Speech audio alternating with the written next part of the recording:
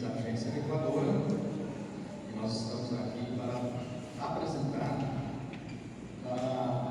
dentro dessa audiência, toda a questão referente ao reequilíbrio contratual entre a Prefeitura de Semai com a Águas do Mirante. E nós estamos, eu quero agradecer a presença das autoridades, doutor Luciano, doutora Silva, toda a população aqui representada.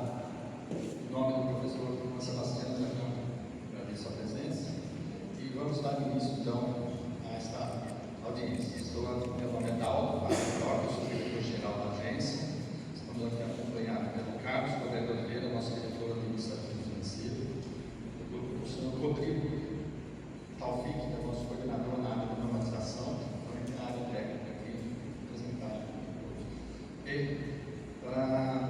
Dentre as regras que vamos apresentar aqui, nós vamos primeiramente fazer a apresentação de todo o estudo, depois nós vamos abrir para os questionamentos, por ordem, as autoridades, os vereadores presentes, depois os promotores presentes, o doutor Luciano, depois nós vamos abrir para as perguntas para a população aqui apresentada.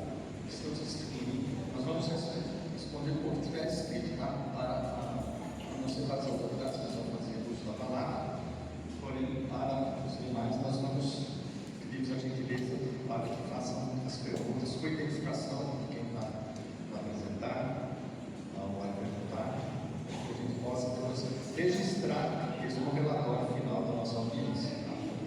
Peço a colaboração, a compreensão e vamos então dar início a uma situação de uma ordeira respeitosa, para que a gente possa encaminhar primeiramente. Ok? Muito obrigado. Passo a palavra ao Carlos. Bom dia, senhoras e senhores. Obrigado pela presença. Uma grande satisfação. Nós estamos hoje concluindo esse processo.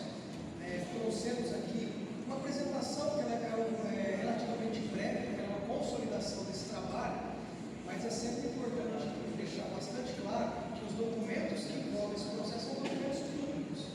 Olhando para o processo de revisão do contrato, nós temos lá no site da área especial, no nosso campo de consulta pública, todos os documentos que ainda estão disponíveis, mas eles já ficaram disponibilizados do dia 8 até o dia 20 agora de julho, para contribuições de todos vocês. Então, sempre destacando, se alguém quiser conhecer um pouco mais dos principais documentos, conhecer mais sobre o estudo, é só acessar areaespecial.com.br, audiência de consultas públicas, os documentos estão lá na consulta pública Mirante. Como nós destacamos, eu sou Carlos Roberto Oliveira, sou diretor administrativo financeiro, e o Rodrigo, que nos acompanha por aqui também. Nós vamos trazer aqui, então, um trabalho que foi desenvolvido pela equipe da ARES, temos aqui grande parte da equipe também envolvida, mas a nossa ideia é não só falar um pouco sobre o livro, mas apresentar um pouquinho da agência. É importante entender o que é a agência reguladora, o que é que nós fazemos e por que é que estamos aqui reunidos nessa nossa reunião.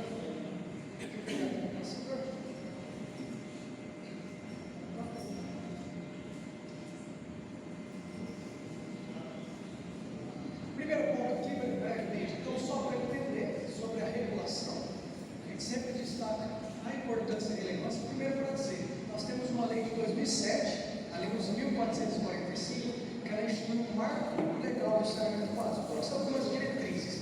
E dentre essas diretrizes, nós temos a obrigação da regulação. Ou seja, todo município brasileiro precisa ter uma agência reguladora. O que é que nós fizemos aqui na região do PCJ para ganhar escala e ter maior relevância econômica e também de impacto social? Nós criamos um consórcio público. Então, com base na Lei 11.107, nós criamos a área especial, que é um consórcio público de direito público, para fazer a regulação. Então, o primeiro ponto aqui super importante, a área especial não é uma empresa, não é uma consultoria, não é uma empresa privada. Nós somos um consórcio público de direito público que faz parte da administração indireta do município de Piracicaba. Então, nós somos aqui também uma autarquia da cidade de Piracicaba, assim como são os demais servidores do município. Então, atendendo aqui essa premissa da Lei 11.445, nós criamos esse consórcio há 15 anos atrás. Depois eu volto aqui, mas só para a gente entender, né? A área PCJ é um consórcio que saiu hoje dos limites da bacia do PCJ. Então, olhando para o nosso mapinha aqui, a gente basicamente nasceu para atender a área amarela. Vacina do PCJ mais a região metropolitana de Campinas. O tempo foi passando, a gente achou que outros consórcios viriam do estado de São Paulo, o que não aconteceu. Então a Ares começou a atuar em todas as regiões do estado. Então a gente está hoje na região de Sorocaba, região de Ribeirão Preto, São José do Rio Preto, e agora entrando na região de Bauru. Então a Ares PCJ hoje completou 15 anos agora no mês de maio, tem hoje 90 municípios que são regulados, fiscalizados, para água, esgoto, resíduos sólidos e também para drenagem. Estamos nos aproximando de uma população de 12 milhões de habitantes regulados.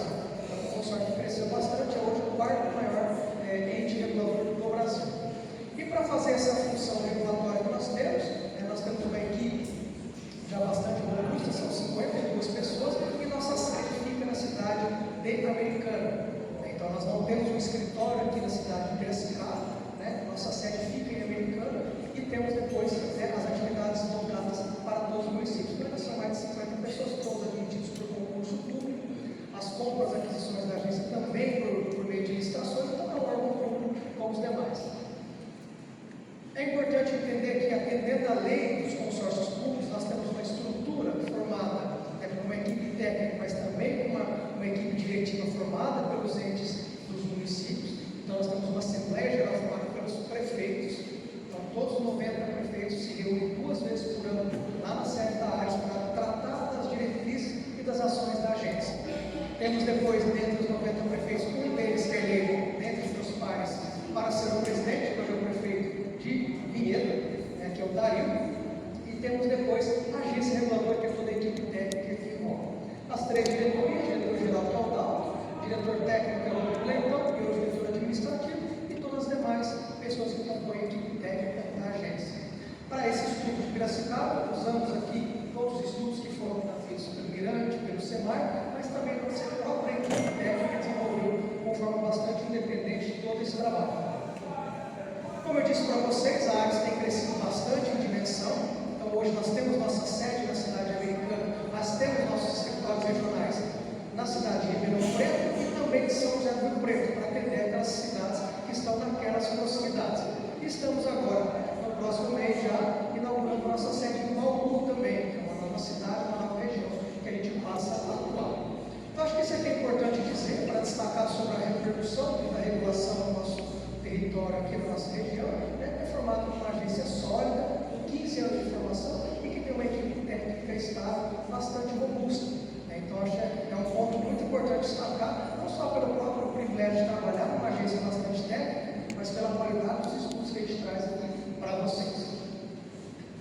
Objetivamente, passando a falar sobre nossa audiência de hoje, nosso propósito aqui, então, é trazer um pouco do que foi delineado dentro dos estudos, ouvir as contribuições de vocês para os próximos passos. Mas aqui, primeiro, para entender, que nós tivemos um pedido conjunto. Então, como o Ronald destacou aqui, as demandas do município são levantadas pelo próprio município. Então, o SEMAI, com a execução do serviço, acompanhando o Mirante, delimitaram algumas necessidades de alteração do contrato, fizeram alguns estudos conjuntos e levaram isso para a área especial. Isso apresentado, nós temos uma resolução específica, lá do ano de 2019, resolução 303, que fala sobre rito de acompanhamento desse estudo. Então, não é um pedido aleatório, nós temos um rito, procedimento e fases a serem observadas. Então, uma vez esse pedido conjunto adentrado lá na Ares, nós temos aqui, vamos mostrar para vocês a metodologia de análise, como a gente chega nessa avaliação, que é uma avaliação que ela tem critérios e pautas muito específicas. Vamos apresentar aqui para as senhoras e para os senhores as principais conclusões, ou seja, quais foram os achados regulatórios que nós tivemos nos pedidos e quais são os seus fundamentos. Vamos trazer para vocês o resultado consolidado, que acho que é o que grande parte das pessoas querem saber, o que interessa, qual é o resultado, e vamos depois aqui mostrar um pouquinho dos próximos passos. Nós temos aqui um rito de processo, então aqui nós estamos em uma das fases, que é essa fase de avaliação pela audiência pública. Aqui primeiro, então, só para colocar tudo na mesma linha de conhecimento, é importante trazer um pouco do que esse panorama do próprio contrato e entendimento de onde nós estamos. Creio que a maioria das pessoas que aqui estão já conhecem, nós temos aqui no município uma opção por prestação direta para os serviços de água e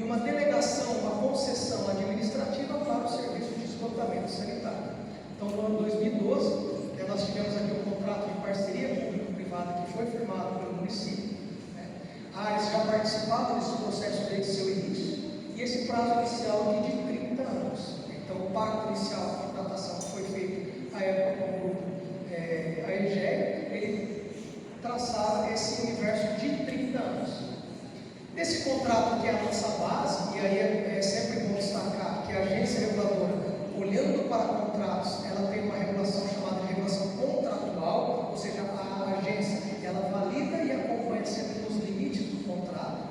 Com essa base do contrato, recebemos aqui esse pedido conjunto, né? Como eu disse para vocês, o estudo que foi feito das demandas e necessidades que foram abordadas pelo SEMAI e também pelo Mirante.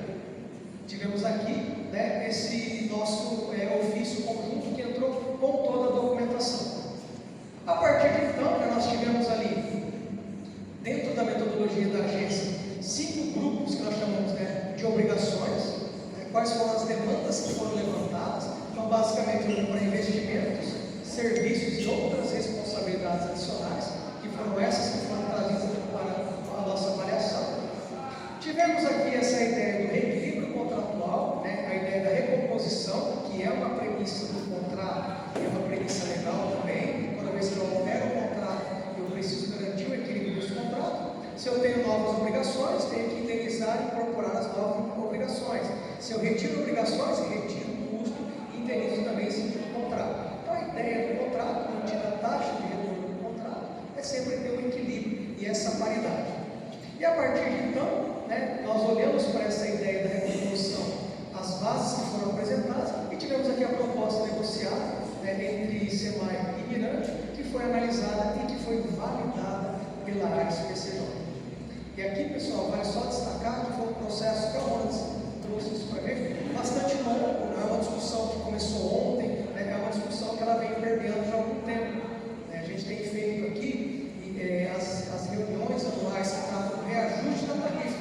Né? Temos depois a pactuação anual só das reposições de perdas do contrato de TPP. Mas esse momento de revisão é um momento que não acontece todos os anos. Então, essa ideia de novos investimentos em corporação, isso a gente olha com o tempo. Aqui na análise da ARES, né, como é que a gente faz então? Chegou esse pedido conjunto, como que a gente tenta desenvolver para saber se tem mérito ou não naqueles pedidos? A gente chama aqui, né, o nosso grande modelo de avaliação como se fossem 3 grandes filtros. Né? Um primeiro filtro que a gente chama de filtro jurídico, né? E basicamente o mais importante ali é o terceiro ponto, é a ideia de matriz de riscos, né? Ou seja, quando eu tenho um pedido de alteração de alguma cláusula do contrato, de quem é o risco? Às vezes eu tenho uma mudança que pode ser substancial, mas nem sempre é indenizada, porque pode ser um risco do próprio prestador. Então a gente faz aqui uma avaliação de competência regulatória, olha para a legislação e também para o contrato. E quando a gente olha aqui para a legislação, só fazendo um parênteses interessante, tivemos uma recente alteração em 2020, a Lei 14.026, que trouxe outras obrigações também para o município.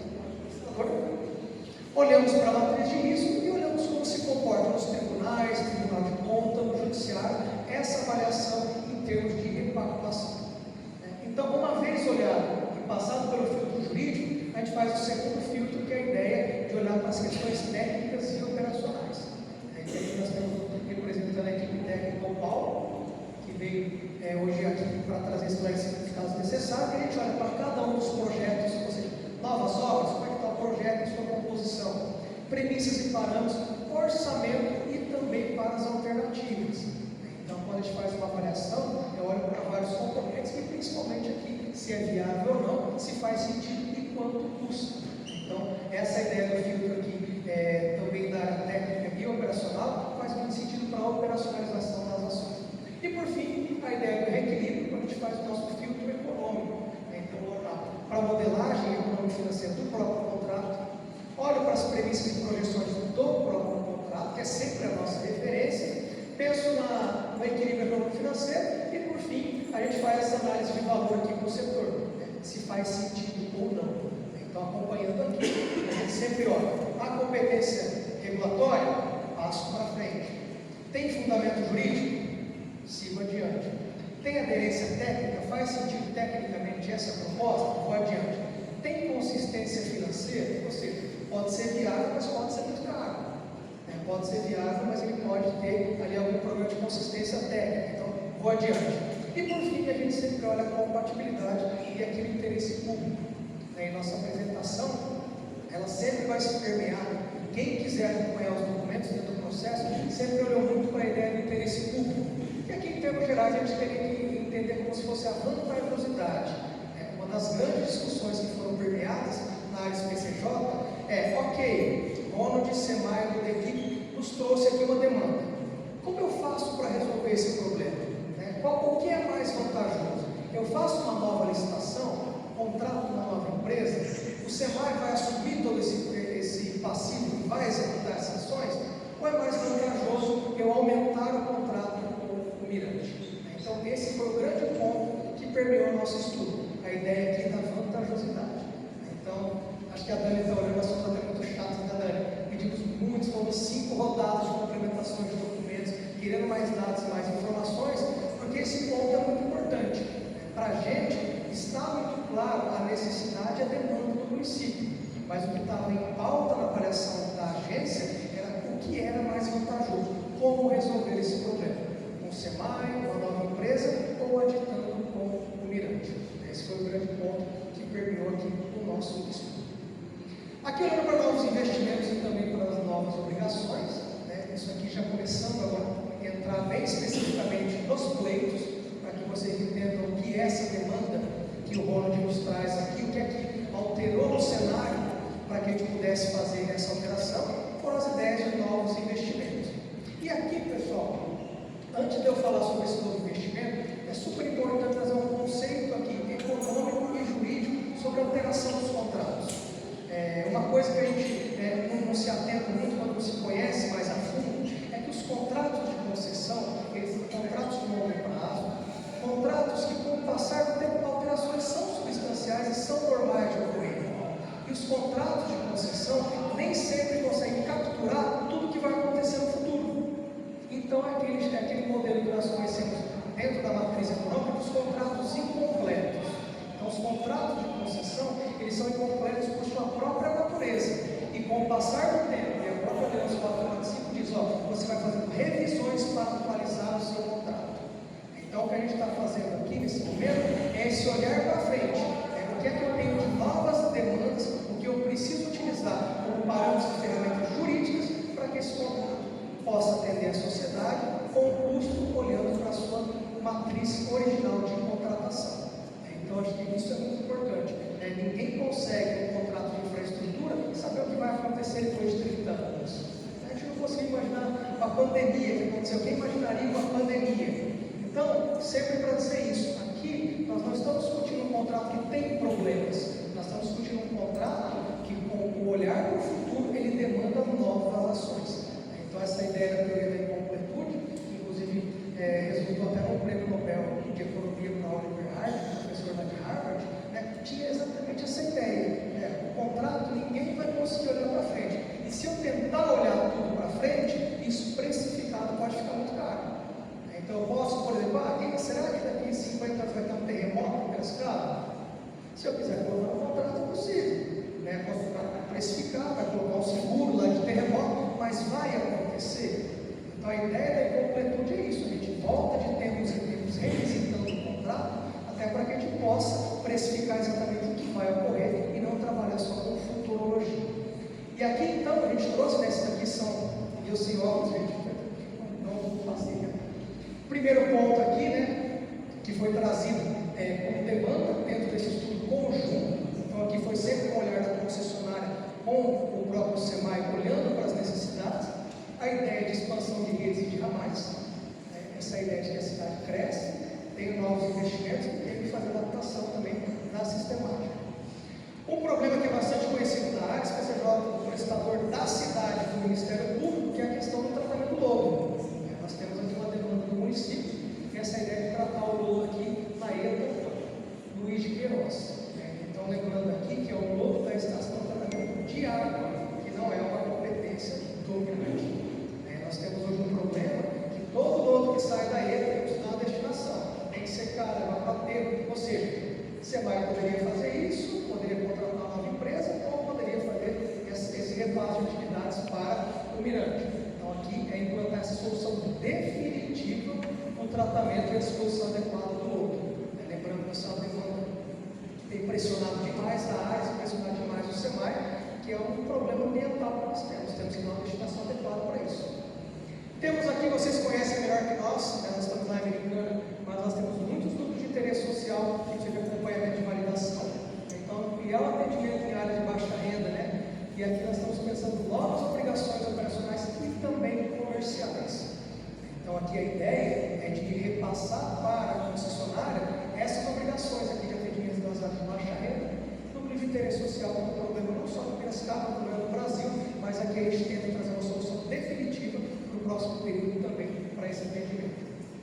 Outro ponto aqui também trazido como premissa e obrigação é a desativação de fossas filtro. Um outro ponto que nós temos aqui, nós temos várias fossas filtro aqui existentes e precisa interligar isso na rede. A ideia de interligação obrigatória da rede, desativando essas fossas, surge isso aqui como uma obrigação também. E a ideia, por fim, da gestão comercial integrada e hidrometria. E aqui são dois pontos, né? Com a ideia de apoio do próprio prestador privado à concessionária para o SEMAI, mas também aqui uma discussão interna que nós temos a interpretação do contrato sobre a questão da hidrometração, sobre parque de drones e outros critérios aqui. Então, esses aqui foram os pontos principais que a gente trouxe como premissas conjuntas entre as partes. Então, lembrando que a revisão, nesse caso, foi uma solução entre as partes. Quais são os principais pontos? Poderíamos ter um período que uma das partes pega e a outra contesta, mas aqui houve uma sequência de estudos e aqui o próprio SEMAI, junto com o Mirante, entendeu quais eram os principais pontos, os mais relevantes, até para ter aqui uma parametrização de quais seriam os seus impactos. Aqui, depois, até para eu parar de falar, que eu estou já me alongando e passar para o Rodrigo, a gente traz aqui para vocês a precificação do que nós temos de custos. Ok, então já está muito claro que eu tenho aqui novos investimentos, tenho obrigações, mas quanto custa isso? De novo, voltando à questão do interesse social, não é só buscar a proposta que é mais vantajosa em termos de efetividade, mas também quanto custa aquilo se cabe no bolso do cidadão. Então, a proposta que foi feita aqui, a gente tem esses dados, todos eles muito abertos lá nos nossos estudos. Então, de novo, todo mundo que quiser conhecer com maior detalhamento, entra no nosso site, consulta pública e a sequência de documentos segue por lá. Aqui o que a gente tenta fazer, um dos grandes desafios da regulação, é trazer uma linguagem simplificada, para que as pessoas consigam entender do que se trata o nosso estudo. Então não adianta de nada trazer aqui 50 folhas de Excel com 25 abas e as pessoas vão entender. Então a ideia aqui um pouco mais lúdica, mais exemplificativa, é trazer de forma muito objetiva quais foram os nossos achados e quais foram as conclusões. E aqui estão olhando para a ideia dos custos, tem ali cada um dos números, quando a gente fez a avaliação, olhou a base de referência de exemplo de 25, coletor tronco, fossa, obras novas, no total 121 milhões, e olhando aqui para os investimentos lá da ETA, para tratar do outro, que dá aqui o valor do investimento, do custo operacional, que é depois para os próximos 30 anos também. Lembrando aqui, pessoal, que esse ponto aqui vai ser uma nova atividade que o Mirante assume, pelo período grande, para cuidar e destinar todo esse todo que nós temos aqui de produção da hidrogênio de Queiroz. Aqui depois nós temos aqui um pouco mais sobre a alternativa do reequilíbrio. Eu vou passar agora só para o Rodrigo, para a gente fazer um bate-papo.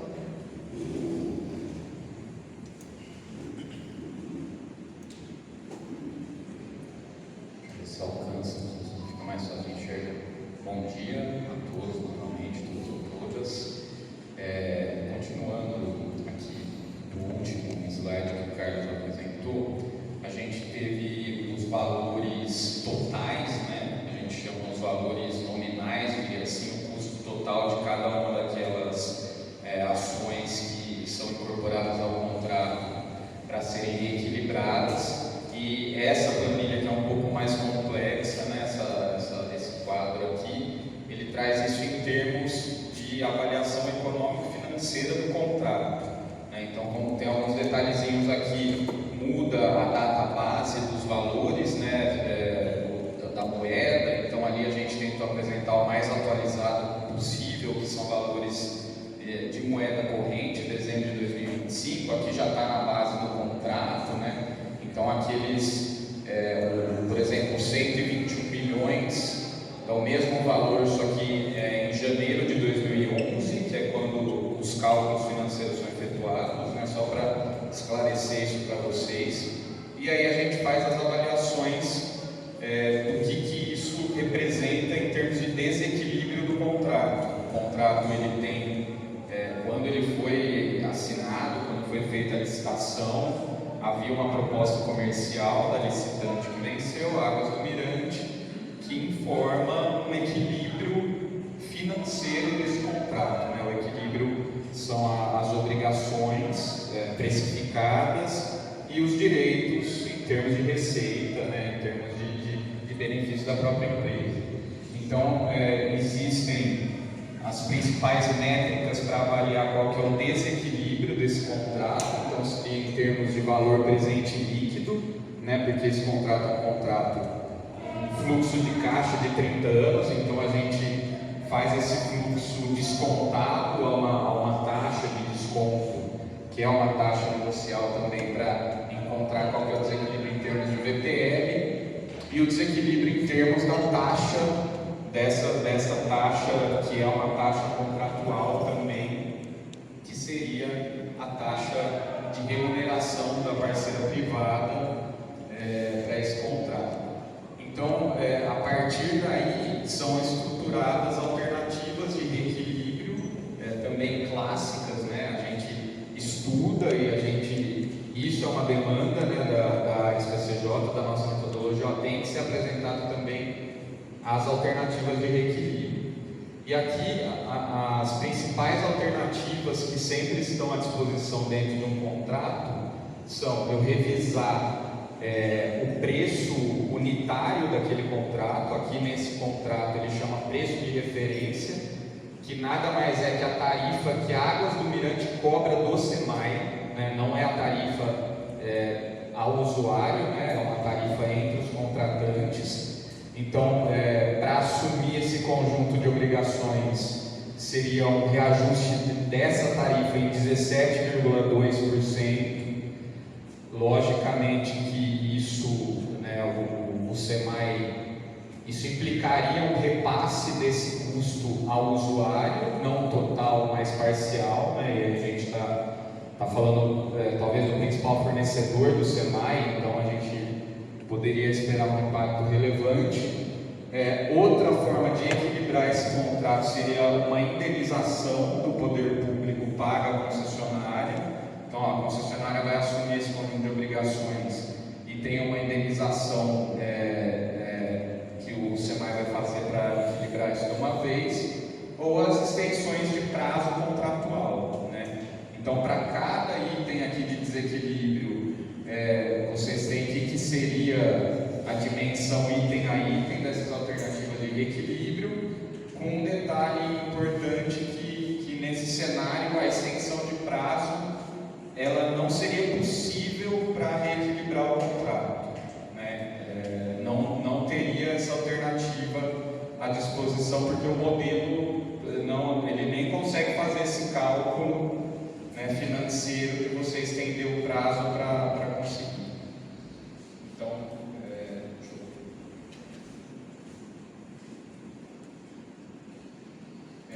então, aqui foi só uma apresentação, vamos dizer assim, estática, né, do que quando a gente coloca aquelas novas obrigações em termos de equilíbrio do contrato. Como o Carlos falou, a gente tenta ser o mais simplificado possível, mas não dá para ser tão simplificado assim em alguns termos, mas enfim, a gente está à disposição para esclarecer. E aí entra esse esforço das partes em colocar algumas premissas para esse reequilíbrio, né? Então, a premissa de que seria uma solução consensuada, o reequilíbrio não seria efetivado, né, por uma decisão unilateral ou simplesmente por uma avaliação da agência em que as partes estivessem contrapondo, ter modicidade tarifária, aí principalmente para o usuário final, né? Então, modicidade tarifária, a gente fala ter o melhor, otimizar o custo que o usuário final vai ter que pagar pela solução e ter vantajosidade, né? Que, como o Carlos falou, que essa alternativa de incorporar essas novas obrigações ao contrato, que ela se mostrasse, se demonstrasse uma alternativa que traz vantagem para o contratante, né? Para o município de Piracicaba. Então, assim, detalhando um pouco o que essas condições que foram colocadas, que foram acordadas pelas partes, né? Uma solução que não implique dispêndio adicional, ou seja, daí a gente já descarta a revisão tarifária ou a indenização, né? Uma taxa interna de retorno igual ou inferior a 10,73%. Então, esclarecendo isso, a taxa de retorno, que seria, vamos dizer, a taxa de financiamento desse contrato, ela originalmente é 11,98%. E existe uma discussão histórica, inclusive entre as partes, né, porque não é tudo só amizade, também já teve muita em torno dessa taxa, né? O poder público entendendo que a taxa de desconto seria inferior a 11,98, a concessionária tem uma outra interpretação, e nesse processo teria essa premissa de que, para afastar essa discussão, afastar essa polêmica, para esse processo teria uma taxa que é inferior a essa taxa do contrato, ou seja, o financiamento dessas ações seria mais barato do que o financiamento do original do contrato, né? Podemos pensar aqui uma analogia com o financiamento de uma casa, o financiamento de um carro, é mais ou menos nesse sentido. Ligado para cumprir isso aqui, teria uma parcela que não seria reequilibrada de fato, né?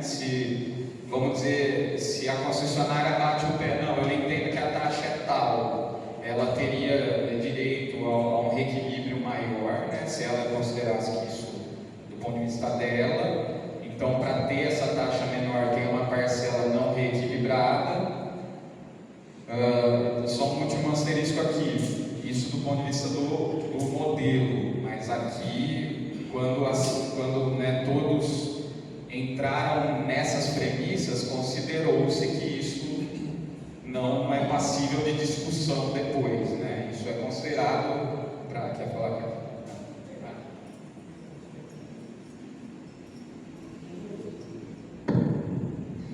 Acho que aqui, só para a gente conseguir colocar todo mundo na mesma página, o que é a TIR? Acho que é importante destacar, né? Quando a gente tem uma contratação de uma parceria público-privada ou até uma concessão plena, a gente sempre observa, aqui falando para quem não é da área de economia, o lucro da empresa.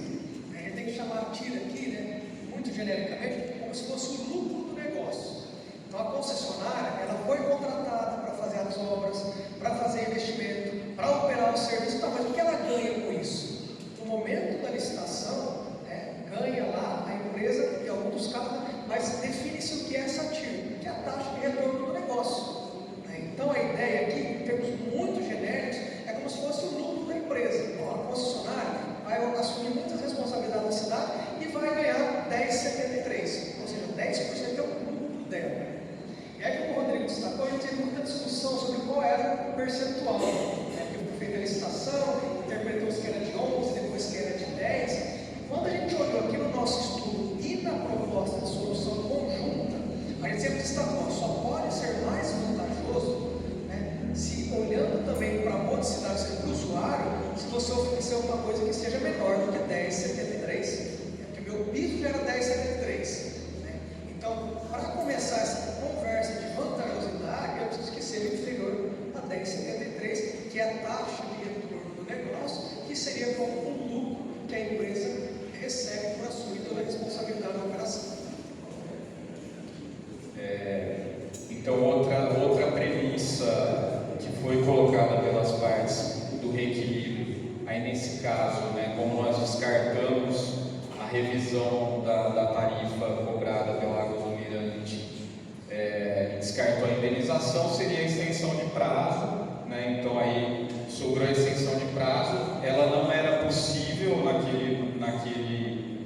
enquadramento inicial, né, porque era com a taxa original do contrato, né, enfim. Então, você assumindo outras premissas, você teria uma extensão de 14 anos e, além disso, as partes trouxeram uma proposta à Ares também de ter um desconto na contraprestação, ou seja, além de ser neutro em termos de revisão do preço de referência, você teria também um desconto no que o SEMAI paga a concessionária.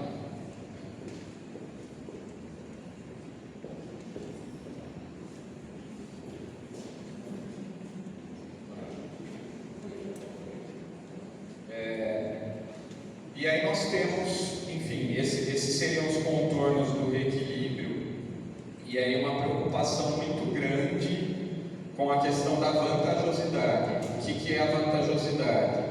Considerando que é uma extensão de prazo, você está alterando várias premissas do contrato, um requisito legal e um requisito regulatório seria assim: as partes precisam demonstrar que isso de fato é mais vantajoso do que outras alternativas. Então, a gente tinha alternativa de reequilíbrio dentro do contrato, né? Essa era a primeira alternativa, e aí se mostrou